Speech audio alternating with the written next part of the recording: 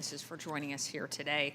Throughout this year and last, this committee has met and deliberated for hours on end to deliver promises to the American people. And today's hearing gives us an opportunity to highlight those results that have actually worked and the momentum that we cannot afford to lose.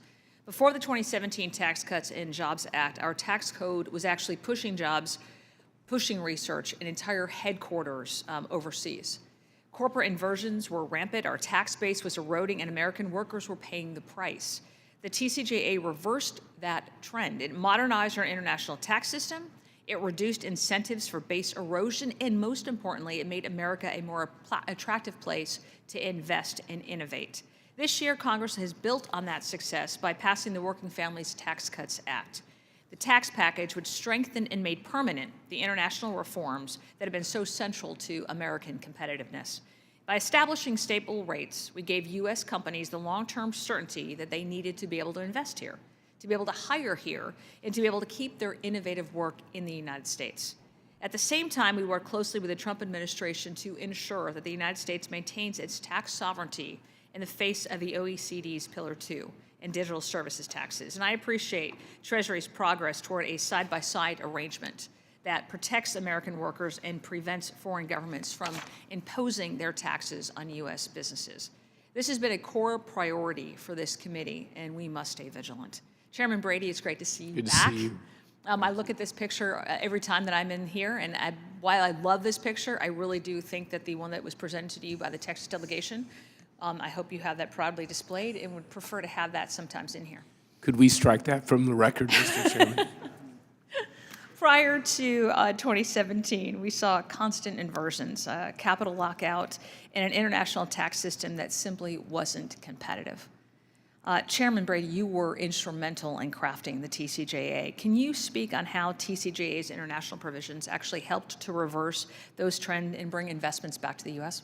Yeah, so those inversions, those companies picking up and leaving or moving their headquarters or dragging along their manufacturing research out of our communities was the result of a outdated and uncompetitive international tax code. One from the Kennedy administration. In fact, our international tax provisions, if they were a person, were old enough to qualify for Medicare.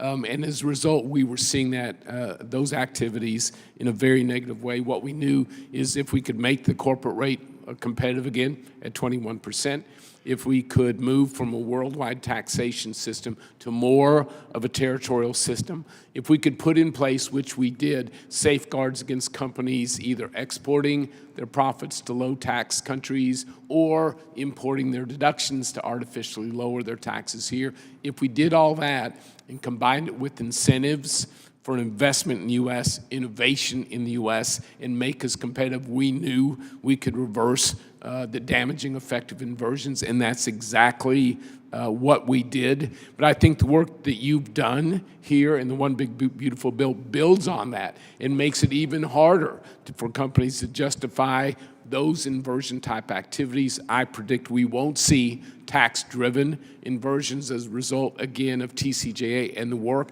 that this committee has done. That continues to be a positive development. But beyond that, the incentives and the fine-tuning, the improvements you made, again, takes us up a notch as far as our goal to make the U.S. the premier destination in the world for new investment, for IP, for jobs, for growth. All of this, you've built upon that. And as we're hearing from the industries of the future like AI, you know, they've made it very clear the work that you've done in building on this is going to, frankly, put the U.S. in the forefront of winning the innovation race. And as you know and as you've said, the country that wins the innovation race really wins the future. You just took, I think, a very important step to positioning America to do just that. I appreciate that very much. You know, you may have heard of the National Association of Manufacturers report that failing to pass this year's tax package would have resulted in 6 million job losses, $540 billion in lost wages, and $1 trillion in lost GDP, or millions in lost jobs and significant reductions in wages and GDP. Why would these economic damages have been so significant, and what does that tell us about the importance of a certainty in our tax code? Permanence matters. When you get the tax code right and policy right, permanence is the most pro-growth thing you can do. And you can see it because it's the opposite. On provisions that are good in policy but are temporary, you don't get bang for the buck because businesses can't see the certainty to make the long-term investments that really grow the economy in the U.S. locally. So I think the permanence that you insisted upon on this bill is going to continue to enhance the pro-growth provisions you've got in here. Perfect. Thank you very much, and I yield back.